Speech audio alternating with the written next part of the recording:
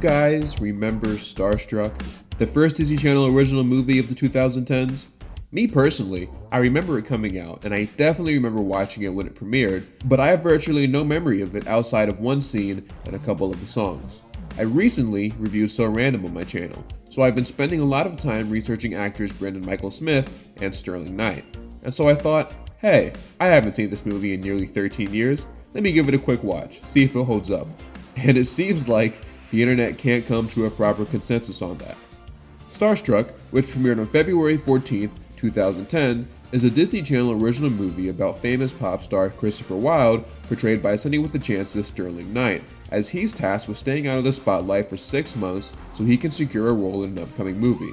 Meanwhile, in Kalamazoo, Michigan, there's a 15-year-old girl named Jessica Olsen, played by Danielle Campbell, that has a sister named Sarah that loves Christopher Wilde, and she actually plans on crashing one of his performances while they visit their grandparents in Hollywood. But things take a turn when Jessica and Christopher, thanks to a series of unfortunate events, end up spending time together themselves and maybe, just maybe, have secretly fallen for each other. Who am I kidding? It's a decon. You know what happens. This movie is actually kind of interesting to me because it's like the only musical decom that didn't really take off. But why is that? Is it a case of it being too ahead of its time, or is it just straight up trash? That's what we're going to be discussing today. So sit back and relax, because in today's video, we will be discussing the cult class, not really. Underrated masterpiece, not really that either. Iconic, nah, you know what, definitely not that. We're talking about Starstruck, alright? Starstruck. Hollywood's It Boy meets a small town girl. The premiere of the Disney Channel original movie, Starstruck, is coming up next. The movie opens up with Christopher Wilde performing his song Starstruck at the Staples Center, which is now called the Crypto.com Arena. Fun fact, Starstruck is the only song in the movie that's actually sung by Sterling Knight due to him joining the movie much later into the development process. The voice that we hear for the other songs is Drew Ryan Scott, who's done stuff for the Disney Channel before, like the Shake It Up soundtrack. He also did stuff for How to Rock, if anyone actually remembers that show. The camera pans out and we see that the Olsen family, more specifically Sarah, is watching a recording of the live performance on TV. The family is packing for their previously mentioned trip to Hollywood, California to visit their grandparents, where Sarah plans to sneak into Chris Wilde's performance and meet him. Meanwhile in California, Chris arrives at a club.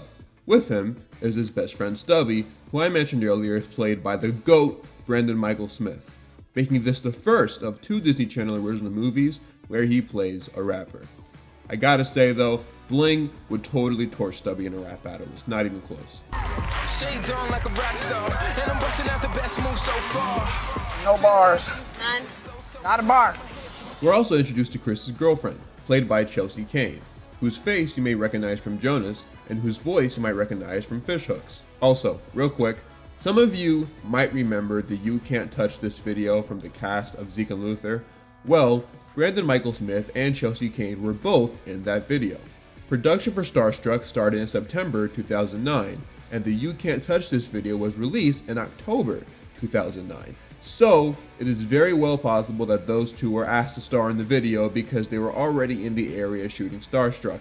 And since they are relatively minor characters in the film, they probably had plenty of off days to shoot their little cameo. Just a small thing that I felt like bringing up. I know none of you probably care, but I am contractually obligated to bring up Zeke and Luther in some sort of way in all of my videos, so there you go.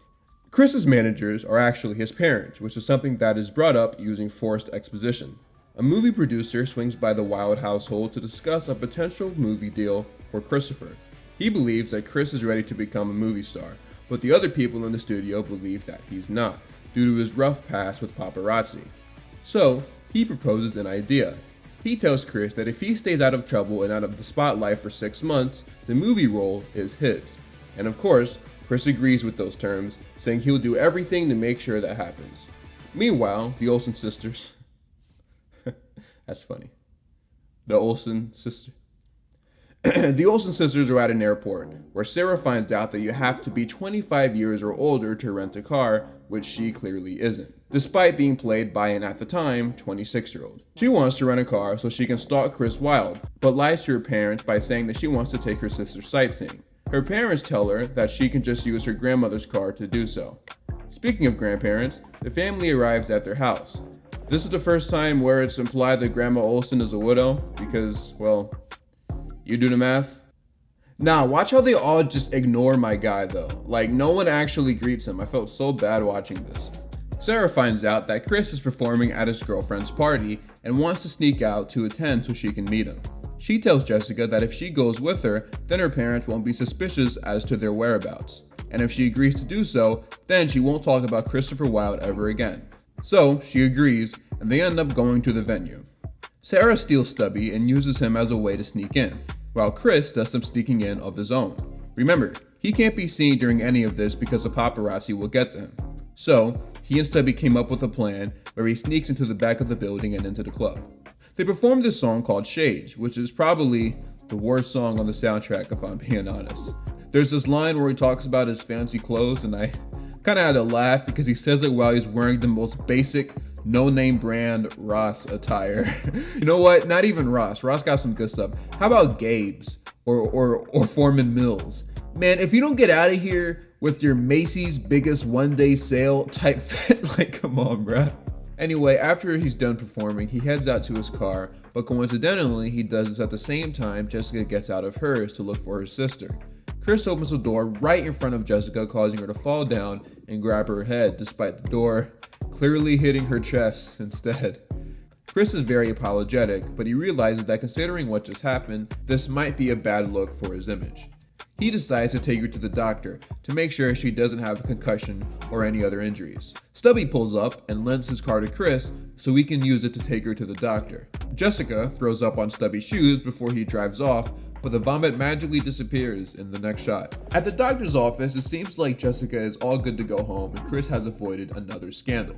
Turns out the doctor is conveniently his sister's husband, so although he plans on keeping it on the hush-hush, the paparazzi ended up finding him, so now he has to find a way to sneak out of the hospital without getting noticed. He also has to make it in time for a movie at his house with some of the movie studio people, so perfect timing. He trades his car with Sanjay's beat up looking car and promises to drive Jessica home if they can make just one stop at his house so he can perform a song.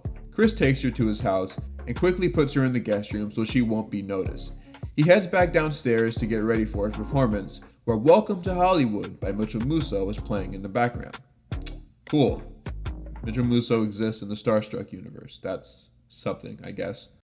We'll be right back with the premiere of the Disney Channel original movie, Starstruck. And now, back to the premiere of the Disney Channel original movie, Starstruck. After his little performance, he finds Jessica in his garage and says that he will finally take her home. All she has to do is choose a car. Then Jessica says no. And I'm just like, why does she do that? Why is she purposely trying to be so difficult? And then, to make matters worse, after refusing to choose her car, Chris chooses one for her, to which she responds by choosing her own car anyway. Like, I don't get it. Nah, bro, I agree with you. I'm on your side, Brody. They're on their way to Jessica's grandma's house and engage in some small talk. You don't like my music? No, I like your music. I'm just not crazy about you. But you don't even know me. Precisely. What? Chris drops Jessica off, and just as she closes the doors, it appears that the paparazzi has catched up with him. While Jessica is in the kitchen drinking orange juice in the middle of the night because that's totally what people do, Chris knocks on the window and says that he'll pay her $5,000 if he can hide in her grandparents' garage for the night, and Jessica reluctantly agrees. They push the car inside, and Chris starts going through the clothes in there trying to find a disguise so when he leaves in the morning, he won't be noticed. He picks up Jessica's grandfather's hat, and Jessica says that it was what he wore when he took her fishing as a kid. He's apologetic, but then Jessica says she can keep it anyway, even though it's not even her hat to give away. Jessica. Bro, what? Look at this dude's face. Am I missing something? Is this actually supposed to be a flirting face or what? The next morning, the family is eating breakfast and realize they don't have any maple syrup. Grandma Olsen says that there is more syrup in the garage, so Sarah goes to get it. However, Jessica remembers the whole situation that happened the previous night and rushes to the garage before Sarah in case Chris is still in there. Fortunately for them, he wasn't. An interesting note of dialogue here is that Stubby explained Jessica's disappearance to Sarah by saying that she took a cab home. Yet nobody really questioned why or where she really disappeared to. No one is curious as to why a 15-year-old girl took a cab by herself in the middle of LA at night? No? Okay. Sarah and Jessica used their grandparents' car to hit the beach. Sarah specifically chose Malibu Beach over Venice though, because that is where Christopher Wilde is known to surf sometimes. Jessica ends up spotting Chris though, due to the hat that she gave him. He was going to go home, but ended up going there when the paparazzi was waiting outside his house. As he's trying to figure out a way to go home without being spotted, he asks Jessica what she's driving so they can do a car swap. Since her car is old and low-key, he believes that she won't be spotted by anyone. Jessica swaps Chris's keys with Sarah's, meaning while Chris drives off in Grandma Olsen's car, Sarah and Jessica are left with Chris's. And that's where I get a little confused. Maybe I'm missing something, but Chris just wants to go home without being spotted, right? So why would he take Grandma Olsen's car to go home and then come back to the beach in an hour just to take his car home? Also, if the paparazzi are already at his house, then does it really matter what car he drives? You know what? I'm done pointing out every writing flaw in this movie. It does really annoy me how Jessica is just okay with giving this total stranger her grandmother's property. The paparazzis end up spotting Chris, and he and Jess make a run for the car. In disguise, the two make it out of the beach parking lot, with Jessica doing her best A$AP Rocky cosplay. For reals? Because my friends just won't believe that I, Jessica Olsen, have an actual pair of Christopher Wilde sunglasses. Shut up! They continue their drive as they wait for the time to pass while the paparazzi are at the beach. And in the meantime, they start playing some songs on the radio. And even if you haven't seen this movie in over a decade, I have a funny feeling you're going to remember this song.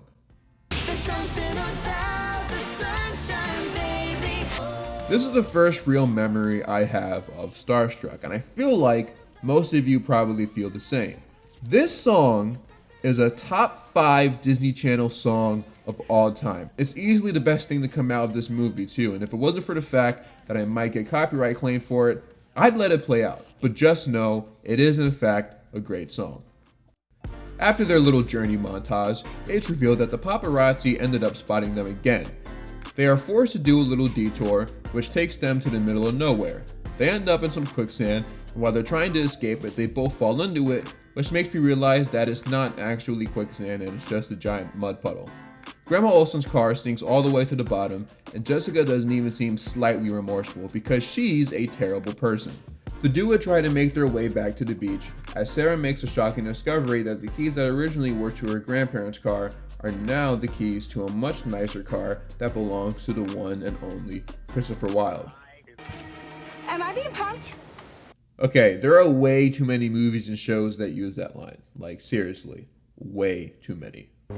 Hey, wait a minute. Am I being punked? Am I being punked? Are we getting punked? Am I being punked? You're right. Am I being punked? Being punked? Am I being skunked? While walking back to the beach, Chris and Jessica begin to argue more and more. I don't have much to say about this scene. I kinda hate it, plus they have this same argument like 7 times in the movie. But basically, Jessica is saying that Chris's life is super easy and that he doesn't have to struggle with anything ever, even though the entire movie contradicts that statement. Like, yes, the struggles that he and other big celebrities face on a daily basis are much less life-endangering than so-called normal people, but I mean, the dude is still clearly going through it right now, and her attitude is just so annoying. Chris fakes a fall into a pond and drags Jessica in. A very bold move, because she could have easily reacted negatively to that, but somehow, she just goes along with it, and the two start splashing each other and stuff. I don't know, this scene's kind of lame. Meanwhile, Stubby is about to chow down on a mean-looking sandwich when Sarah interrupts him. She never actually questions how she magically received Christopher Wilde's keys. She never even questions where his sister went. For all she knows, she could have still been at the beach, which means she was perfectly fine with leaving her. And you know what? I would have left you too. My bad, Sarah. I understand now. Jessica and Chris end up back at the beach and have a conversation reflecting on the day that they just had. Do you, really think I'm bossy? Yes. No. Oh my god. Chris tells Jess that although the day that they had together was fun, she can't tell anyone about it because if it gets out, it'll damage his image. Jess doesn't respond to this very well and begins to cry and leave. But before she goes, Chris demands that she gives him the camera that they use to take pictures. I don't know if this is going to be a controversial take or not, but I am 100% on Chris's side here. Like, you gotta do what you gotta do. Jess storms off into a telephone booth to call a cab, while Chris takes pictures with fans. That kind of contradicts the whole wanting to remain unseen thing. But whatever. Turns out the paparazzi just never left the beach and were able to grab a couple snaps of Chris and, more importantly, Jessica. In the studio after a singing session, Stubby watches Chris as he's looking at a slideshow of the pictures they took, and wait! Who took that picture? Jessica is literally holding the camera in this photo, so how did they manage to take a picture of them taking a picture? Oh my gosh! They just took a screen grab of the movie and pretended like it was an actual photo that they took. This movie is buns, bruh. Oh yeah, so Chelsea Kane is in this movie. I kind of forgot about her. Yeah, so they broke up. The Olsen family are packing up their rental car and are about to head out, while Grandma Olsen and Jessica have a conversation. Grandma alludes to the fact that she's aware of what happened to the car and that she forgives Jessica for what happened. But what exactly did Jessica tell the family happened to the car? She couldn't tell anyone about the Christopher Wilde thing, so I guess she just lied and said that she went for a joyride, but is Sarah really that dumb to the point where she can't put two and two together? She never questioned why she had Christopher Wilde's keys and how Jessica ended up with them? It feels like there's a deleted scene, or 3 of them, that would explain all of these things that they just took out of the movie for some reason. It would explain its rather short runtime compared to most DComs. Anyway, Chris gets busted for the whole Jessica thing and is told that if he wants to cover up his tracks, he has to make the story disappear by lying about the whole thing and saying that he doesn't know who she is and that she's just some random fan. Later, we see that the paparazzi are now at the Olsen household because of what happened in California. The father asks Jess about what happened in California, and that's when Sarah runs in and turns on the TV. Chris decides to take the advice of the studio executive and lie about what happened, saying he doesn't even know anyone named Jessica Olsen. Now, I know I said I wouldn't talk about every single writing flaw in the movie, but just for fun, let's have a little recap of some of the events of the movie, but from the dad's perspective. So, Sarah, your oldest daughter, comes home from the club and presumably tells the family that Jessica, your 15-year-old daughter, decided to take a cab and not come home with her sister. Then, you walk in on a conversation of the girls right when Jessica mentions something about how mom and dad don't need to know a certain bit of information. Mom and dad don't even need to know. Mom and Dad don't need to know what.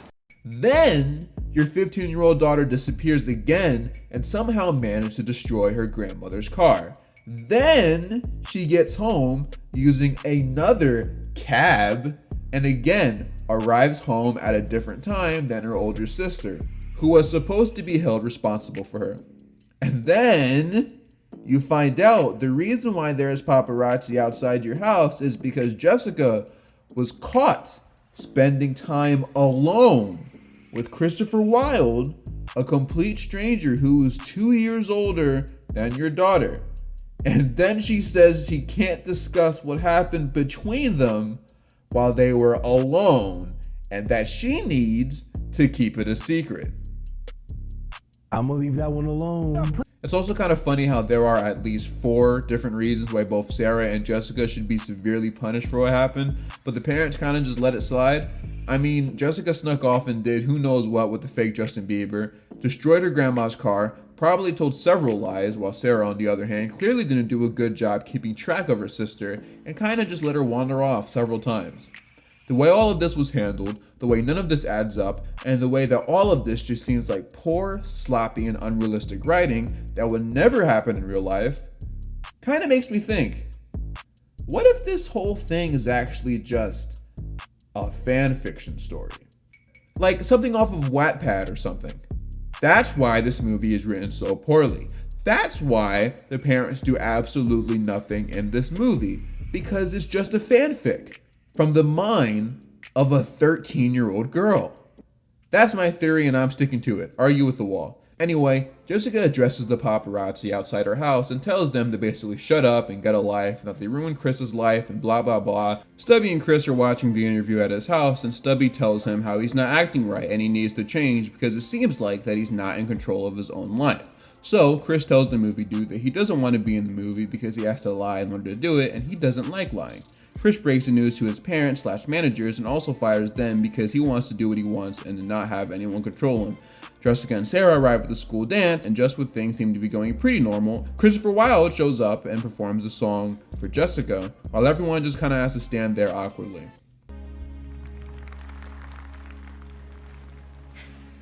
What did you think? You could just come here and sing to me and everything would be fine?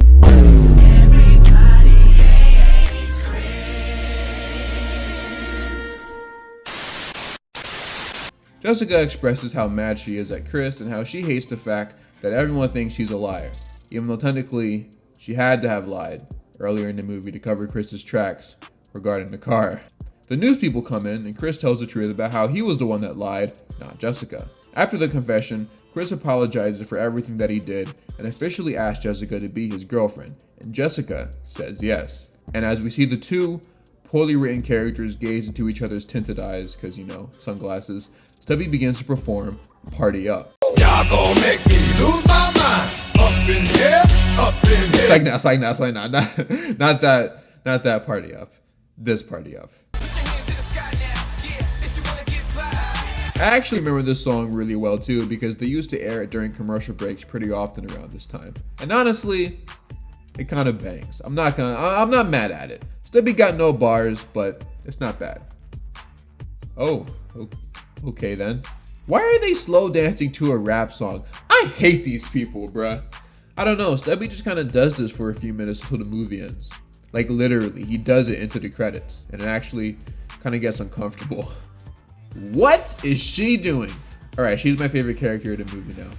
And yeah, that is Starstruck. It's no Hatching Pete, that's for sure, but it's not awful. Actually, that's a lie. It's pretty bad. Like, I found way more issues with it on my second rewatch than I did on my first. So, let's talk about it. So, one of my main issues with Starstruck isn't that the writing is poor. I expect that from most DComs. That's not what I'm mad at. What I'm a little mad at is that the writing is like genuinely confusing and kind of lazy. I mentioned it earlier, but there are so many things that happen in this movie that seem like they should be important, but they kind of just brush it off. For starters, let's talk about Sarah for a second. I know this is fiction, I know that this is not real life, but Sarah not even being the least bit concerned that her sister disappeared in the middle of the night while she was at a club and not appearing again until the following morning is really, really unrealistic. But the confusing part is that Stubby told Sarah that Jessica took a cab home. We see in that scene where Chris drops Jessica off, Sarah is clearly home. And because of the fact that Jessica went to the hospital, then had to go to Chris's house, then had to get taken home, we'd have to assume that Jessica didn't arrive home for at least an hour and a half after Sarah did. So when Sarah got back home without her 15-year-old sister in the middle of the night, her parents no doubt asked her, "Hey, where's your sister?" Right? So did she just say, "Yeah, so she took a cab home," and her parents were okay with that? I know DComs usually have bad parents, but this is just like a different level. And you're telling me that Sarah and her parents were just cool with the fact that their youngest daughter didn't arrive until an hour and a half later? Same thing happens later in the movie with that car swap at the beach. Sarah finds Christopher Wilde's keys in her purse and doesn't think twice about it. So she just drives to his house, enters it, and all Stubby says is, "Uh-oh, that's not good." And then that's it. Sarah is the biggest Christopher Wilde fan in the world, and she didn't even make an entire internet post about how she was inside of this dude's house. She didn't even mention it for the rest of the movie, at least not from what I remember. And Sarah, again, separates from her sister. Her sister manages to murder her grandmother's car, and it never once dawns on Sarah where her original keys went. And this kind of just boils down to another issue I have with this movie. All of the characters besides Stubby and Chris are just awful. Except Grandma Olsen, she's a goat. But Sarah is a terrible sister, and the parents are equally as bad. The mom does a much better performance in Dog with a Blog because at least she actually cares about the well-being of her children. I guess. I haven't seen an episode of Dog with a Blog in like 10 years.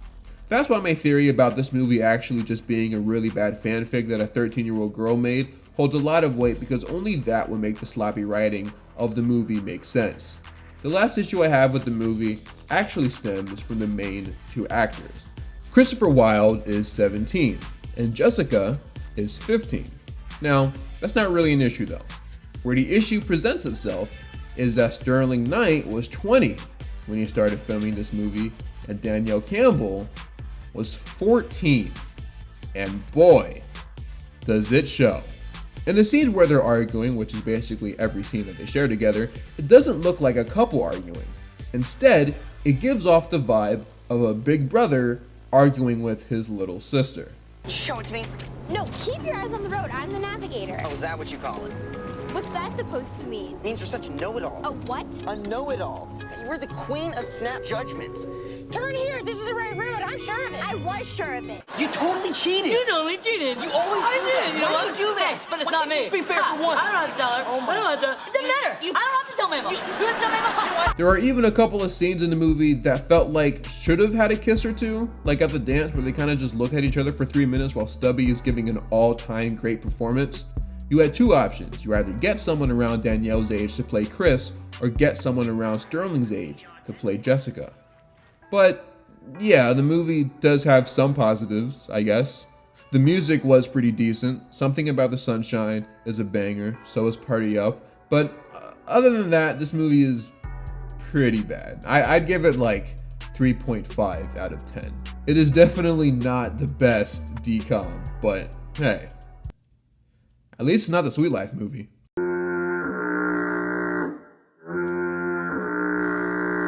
But enough from me. I want to know what you guys think about Starstruck in the comments below. Did you like it? Did you hate it? Do you only remember something about the sunshine? Let me know. I'm thinking of switching it up for my next video. Maybe instead of doing a DCOM, I'll do a Nickelodeon original movie. That would be fun. I get to finally pull out my bucket of slime for the first time on my channel. As always, subscribe and like if you're new, and I'm Mr. Nostalgia, and I'm out for now. Peace.